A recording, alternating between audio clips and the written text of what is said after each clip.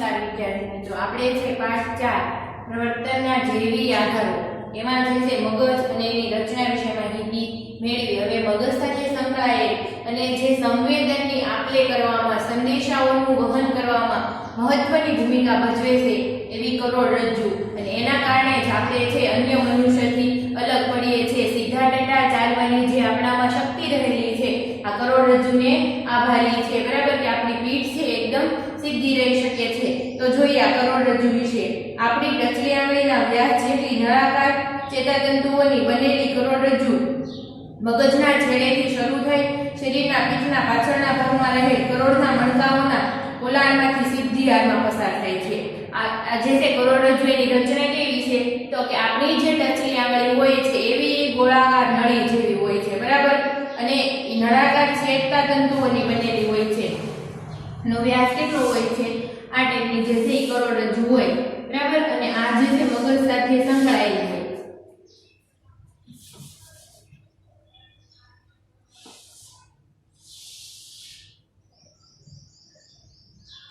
ટચલી આંગળીનો જે વ્યાસ છે એના જેટલી હોય, બરાબર, અને આમાંથી જે છે આ પસાર થાય છે અને મણકાઓની બનેલી હોય છે. જુદા જુદા છે એ મણકામાં આવેલા હોય છે. આવા છે 32 મણકાઓ આપણી કરોડરજ્જુમાં આવેલા હોય છે. એ ચેતાતંતુઓની બનેલી કરોડરજ્જુ મગજના છેડેથી શરૂ થઈને, મગજનો જે છેડો છે ત્યાંથી શરૂ થઈને શરીરના પીઠના પાછળના ભાગમાં કરોડના મણકાઓના પોલાણમાંથી સીધી હારમાં પસાર થાય છે. એ કરોડના મણકાઓ જે છે એમાંથી આ સીધી હારમાં પસાર થાય છે, બરાબર. આ મણકા જે છે એને આધાર આપવાનું કાર્ય કરે છે. કરોડરજ્જુ શરીરને મગજ સાથે સાંકળે છે. કરોડરજ્જુ છે એ મગજને છે શરીર સાથે સાંકળવાનું કાર્ય જે છે એ કરે છે, અને એનું કાર્ય મહત્વનું છે.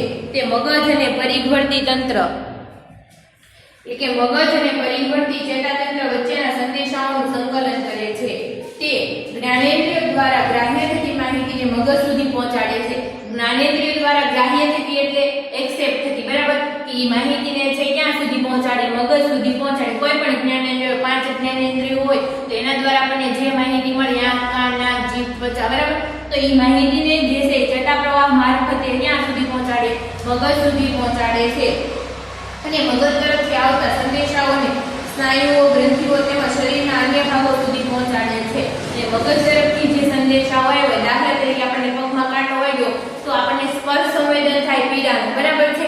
તો આ સંદેશો જે છે એ ચેતાપ્રવાહ મારફતે મગજ સુધી પહોંચાડે છે અને આપણે તરત પગ ઊંચો કરી લઈએ છીએ. સંદેશો પાછો ક્યાં પહોંચાડે? પગ સુધી પહોંચાડે. એટલે એના કારણે આપણે પગ તરત ઊંચો કરી લઈએ છીએ, બરાબર. એટલે આ કાર્ય જે છે એ મુખ્યત્વે એમાં મગજને શરીરના અંગો સાથે સાંકળવાનું અને મગજ તરફથી જે આવતા સંદેશાઓ હોય એ જુદી જુદી ગ્રંથિઓ છે, જુદા જુદા અંગો સુધી પહોંચાડવાનું કાર્ય કરોડરજ્જુ કરે છે, એવું કહી શકાય.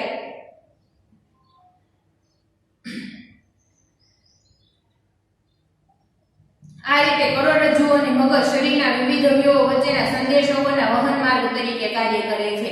આ રીતે કરોડરજ્જુ શું કરે કે મગજ અને શરીરના જે અંગો છે એના વચ્ચે જે સંદેશાઓનું વહન થાય છે એના વહન માર્ગ તરીકેનું કાર્ય જે છે કરોડરજ્જુ કરે છે. કરોડરજ્જુની ચેતાઓને ઈજા થાય તો પગમાં કે હાથમાં લગવાની અસર થઈ શકે છે. જો કરોડરજ્જુની આ જે ચેતાઓ હોય છે, બરાબર, મણકાના પોલાણમાંથી પસાર થતી ચેતાઓ હોય છે, જો એને કોઈ પણ સંજોગો આકસ્મિક રીતે કોઈ પણ વખત ઈજા થાય તો જે છે શરીરના હાથ કે પગમાં છે લકવાની અસર થઈ શકે. લકવો થવો એટલે શું? કે આખું અંગ જે છે કાર્ય કરતું બંધ થઈ જાય, હલનચલન પણ એ અંગનું બંધ થઈ જાય. વસ્તુ આપણે હાથમાં વસ્તુ પકડવાની હોય તે પકડી ન શકાય જાજો સમય, અથવા તો ન પકડી શકાય. એટલા સ્નાયુ જે છે એકદમ ઢીલા પડી જાય છે. સ્નાયુવિક જે શક્તિ છે એ રહેતી નથી, એટલે લકવાની અસર થાય, પેરાલિસિસની અસર જે છે એ મોટા ભાગે આ કરોડરજ્જુમાં કોઈ પણ ઈજા થતી હોય એના કારણે જોવા મળતી હોય છે. લકવાના કિસ્સાઓની ગંભીરતા કરોડરજ્જુને કેટલી ઈજા થઈ છે તે બાબત પર આધાર રાખે અને કેટલા પ્રમાણમાં લકવો છે, બરાબર, એની અસરથી એની અસર એ છે એના ઉપર આધાર રાખે કે જેટલા પ્રમાણમાં આની ઈજા થઈ હોય એટલા પ્રમાણમાં લકવાની તીવ્રતા જોવા મળે છે. હવે નેક્સ્ટ જોઈએ આપણે પરિવર્તી ચેતાતંત્ર.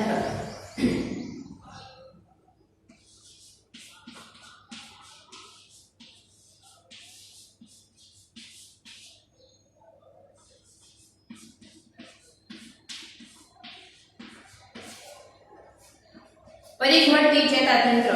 પરિવર્તી ચેતાતંત્ર સંવેદની ગ્રાહકો જ્ઞાનેન્દ્રિયોમાંથી ચેતા પ્રવાહને કેન્દ્રીય ચેતા તરફ લઈ જાય છે અને મગજમાંથી નીકળતા સંદેશાઓને શરીરના અવયવો અને સ્નાયુ સુધી પહોંચાડવાનું કાર્ય કરે છે. પરિવર્તી ચેતાતંત્ર શું કરે કે જે સંવેદનિક ગ્રાહકો એટલે કે સંવેદનો છે, જ્ઞાનેન્દ્રિયોમાંથી જે ચેતા પ્રવાહ ઉત્પન્ન થાય છે, દાખલા તરીકે આપણે કોઈ પણ વસ્તુ જોઈ તો એ દ્રષ્ટિ સંવેદનનો ચેતા પ્રવાહ છે એ ઉદ્દીપ્ત થયો કહેવાય, બરાબર. આ ઉદ્દીપ્ત થતા ચેતા પ્રવાહને કેન્દ્રીય ચેતાતંત્ર એટલે કે મગજ સુધી પહોંચાડવાનું કાર્ય કરે છે અને મગજ તરફથી આવતા સંદેશાને જે તે જ્ઞાનેન્દ્રિયો સુધી પહોંચાડવાનું કાર્ય કરે છે અને આ કાર્ય છે પરિવર્તી ચેતાતંત્રનું છે. પરિવર્તી ચેતાતંત્રના બે ભાગ પાડવામાં આવે છે, એક શારીરિક તંત્ર અને બીજું સ્વયં સંચાલિત તંત્ર.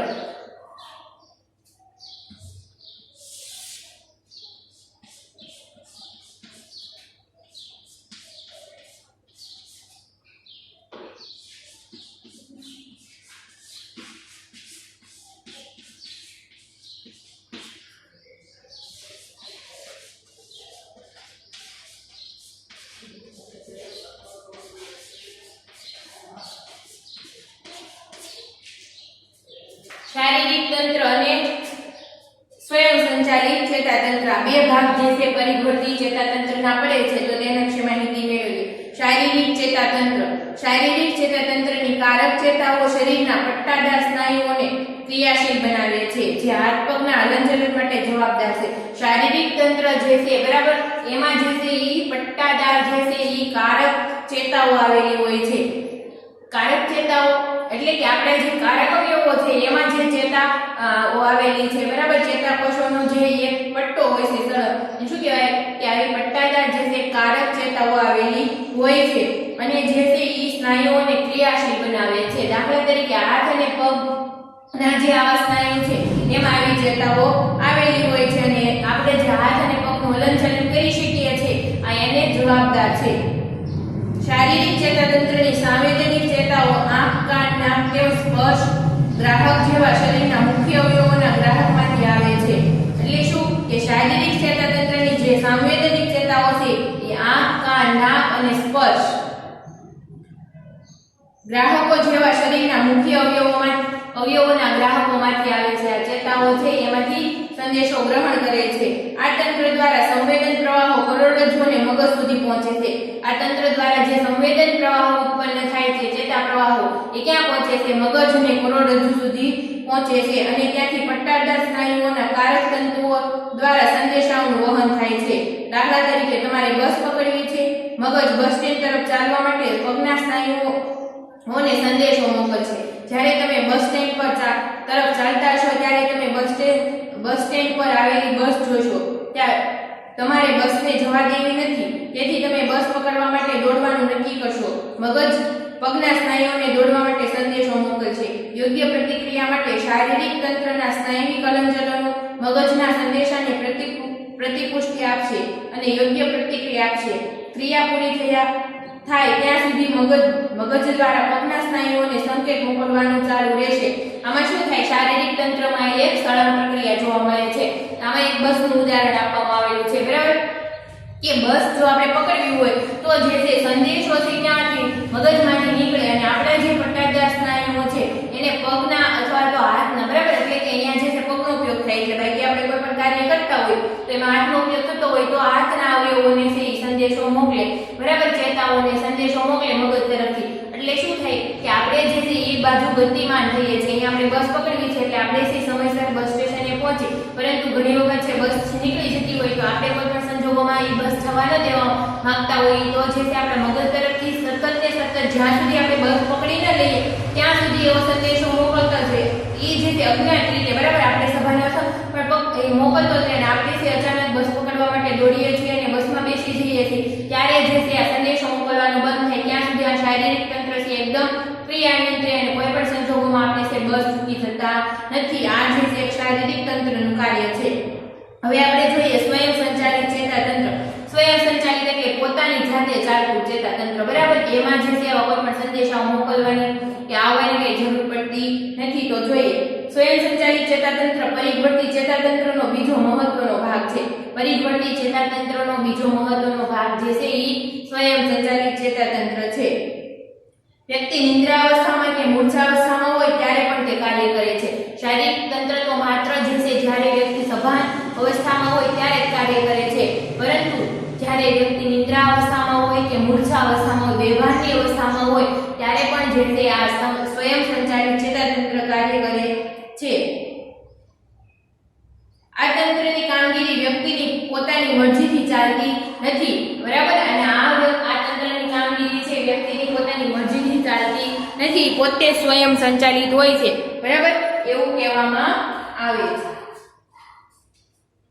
તેથી તેને અનિચ્છાવર્તી તંત્ર તરીકે પણ ઓળખવામાં આવે છે. સ્વયં સંચાલિત ચેતાતંત્રને અનિચ્છાવર્તી ચેતાતંત્ર એટલે કેવી રીતે કે પોતાની ઈચ્છાથી ન ચાલે, વ્યક્તિની મરજીથી ન ચાલે, પરંતુ એ છે તંત્ર ઓટોમેટિક સક્રિય હોય એટલે અનિચ્છાવર્તી. આપણી ઈચ્છા ન હોય તો તે ચાલ્યા જ કરે, બેભાન હોય કે કોઈ પણ મૂર્છાવસ્થામાં હોય કે નિદ્રાવસ્થામાં હોય, આ તંત્ર છે એનું કાર્ય કરતું જોવા મળતું હોય છે. સ્વયં સંચાલિત ચેતાતંત્ર ફેફસા, હૃદય, પાચન ક્રિયાના અવયવો, મૂત્રપિંડ તેમજ અંતઃસ્રાવી ગ્રંથિઓ જેવા મહત્વના આંતરિક અવયવો સાથે જોડાય છે.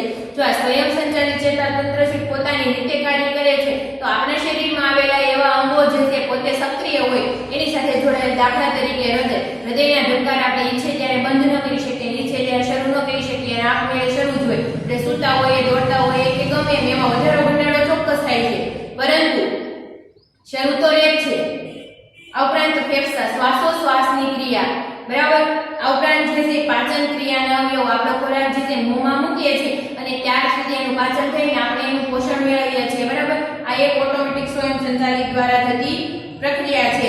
મૂત્રપિંડ અને અંતઃસ્ત્રાવી ગ્રંથિઓ આપણા શરીરના વૃદ્ધિ વિકાસ માટે જરૂરી જે અંતઃસ્ત્રાવો છે, બરાબર, તો એને જે છે આપણે બાહ્ય રીતે અમુક ઇન્જેક્શન દ્વારા વધારી શકીએ, પરંતુ આંતરિક રીતે તો જે છે એ અમુક વર્ષે આ વૃદ્ધિ અટકી જાય છે. એ સ્વયં સંચાલિત ચેતાતંત્રની પ્રક્રિયાને કારણે અવયવો સાથે જોડાય છે. સ્વયં સંચાલિત ચેતાતંત્રના બે ભાગ પડે છે. આ સ્વયં સંચાલિત ચેતાતંત્ર છે એના બે ભાગ પાડવામાં આવે છે. એક અનુકંપી તંત્ર,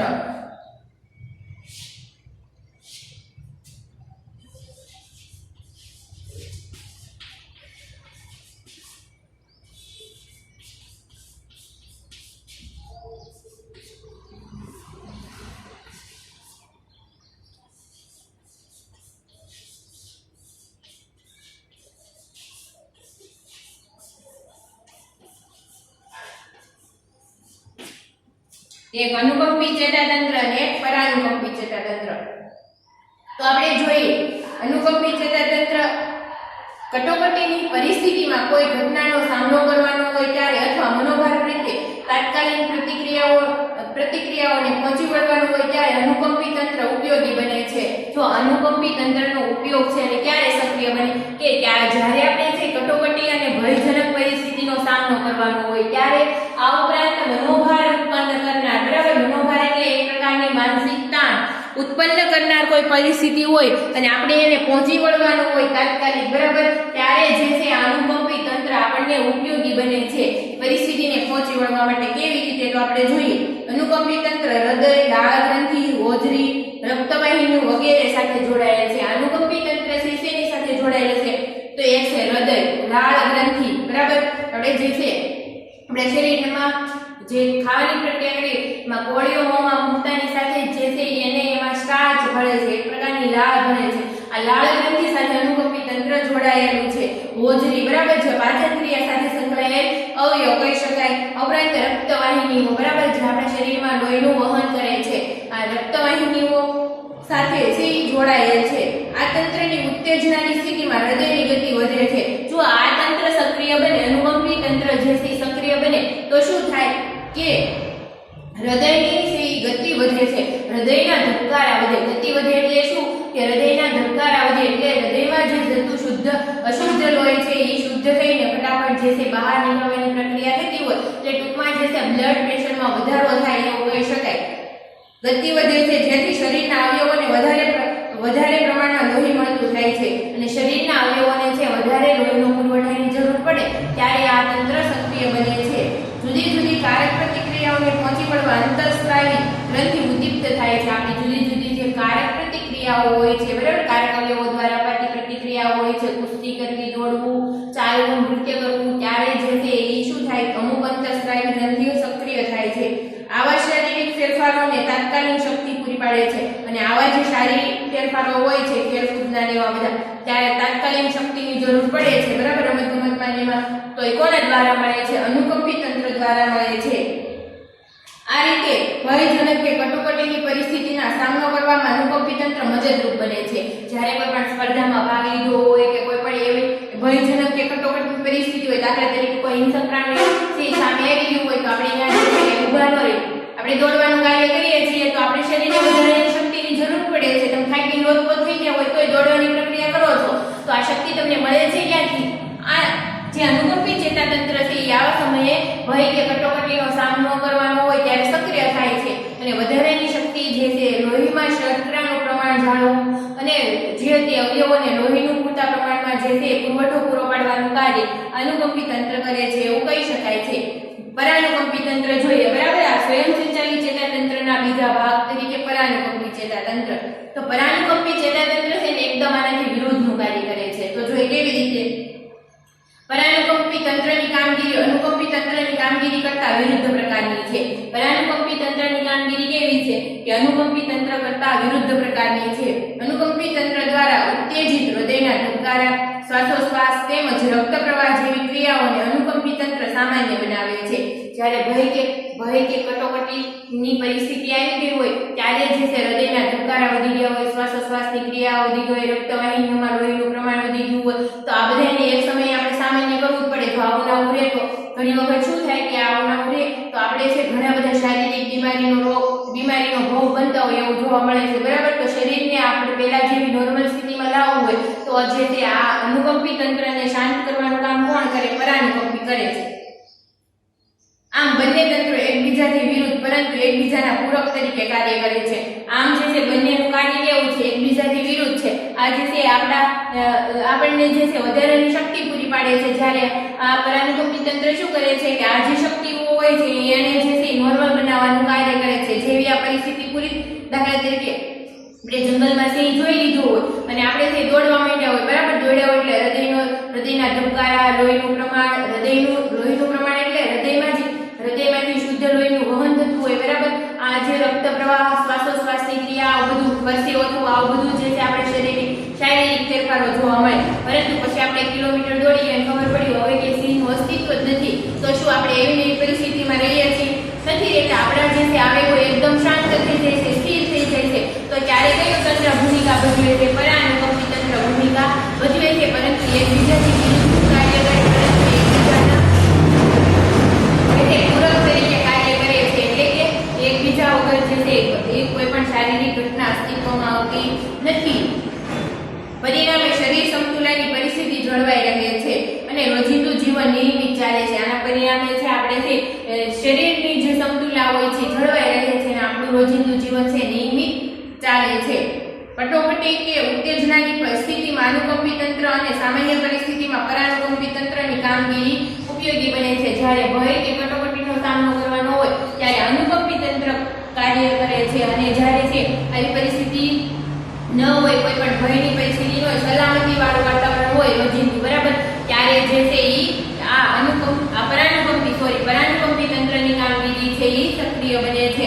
આ જે છે આપણે મગજ અને તેના કાર્યો, બરાબર, વિભાગો, આના વિશે માહિતી મેળવી. તો હવે જે છે આપણે સ્વયંસંચાલિત આ પરિવર્તી ચેતાતંત્ર, એમાં શારીરિક તંત્ર, સ્વયંસંચાલિત ચેતાતંત્ર, અનુકંપી તંત્ર અને પરાનુકંપી તંત્ર વિશે માહિતી મેળવી, બરાબર. તો હવે છે આપણે અંતઃસ્રાવી ગ્રંથિઓ અને એના પ્રકારો જોવાના છે. આપણા શરીરમાં જે અંતઃસ્રાવનું વહન થાય છે, બરાબર, એમાં કઈ ગ્રંથિમાંથી કયા અંતઃસ્રાવની કઈ ગ્રંથિ છે કઈ વૃદ્ધિ માટે જવાબદાર છે શરીરના, આના વિશે આપણે માહિતી મેળવીશું. પરંતુ આપણે એક વખત છે આગળનું રિવિઝન જોઈ લઈએ.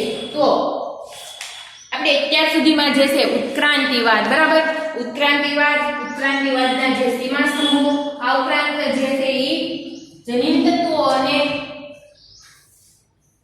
વર્તન, બરાબર, એના વિશે વાત કરી. તો એમાં રંગસૂત્રો અને જનીન તત્વો, આ ઉપરાંત છે એ ચેતાતંત્ર અને તેના ભાગો, બરાબર. તો ચેતાતંત્રના બે ભાગ જોઈએ આપણે, કેન્દ્રીય ચેતાતંત્ર અને જે છે પરિવર્તીય ચેતાતંત્ર. કેન્દ્રીય ચેતાતંત્રમાં મગજના ભાગો અને આ ઉપરાંત કરોડરજ્જુ, બરાબર, એના બીજા ભાગ તરીકે આપણે કરોડરજ્જુ જોઈ. હવે છે પરિવર્તી ચેતાતંત્ર જોઈ. તો પરિવર્તી ચેતાતંત્ર છે એના મુખ્ય બે ભાગો શારીરિક તંત્ર અને સ્વયં સંચાલિત ચેતાતંત્ર. શારીરિક તંત્રનું કાર્ય શું છે કે કોઈ પણ જે આપણા પટ્ટાધાર સ્નાયુઓ છે, બરાબર, એને જે છે સંદેશો પહોંચાડવાનું અને સક્રિય કરવાનું કાર્ય છે મગજ દ્વારા થાય છે.